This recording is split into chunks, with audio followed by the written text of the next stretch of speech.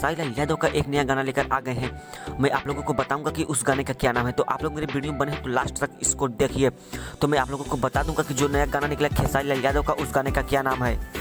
तो दोस्तों मैं आप लोगों को बता देना चाहता हूँ कि जो वो नया गाना है खेसारी लाल यादव का, उस गाने का क्या नाम है। तो दोस्तों जो वो गाना निकला है उस गाने का नाम है दिल टूट गया। ये गाना खेसारी लाल यादव का है। ये अभी रिलीज हुआ है, ये यूट्यूब पर रिलीज हो चुका है। आप लोग जाकर सर्च करेंगे तो ये गाना आ जाएगा। और इस गाने का फिर से मैं नाम बता दे रहा हूँ, इस गाने का नाम है दिल टूट गया। तो भाई लोग आप लोग अगर भी इस गाने को नहीं सुने हो, इस वीडियो को नहीं देखे हो, तो आप लोग इस वीडियो को जाकर देख लीजिए। ये गाना यूट्यूब पर अपलोड कर दिया गया है। तो भाई लोग आप लोगों को मैं बता देना चाहता हूँ कि आप लोग अगर मेरे चैनल को सब्सक्राइब करके वीडियो को लाइक नहीं की हो तो आप लोग उसको कर लीजिए, क्योंकि मेरा हर वीडियो आपके पास तुरंत पहुँचेगा जैसे मैं अपलोड करूँगा यूट्यूब पर।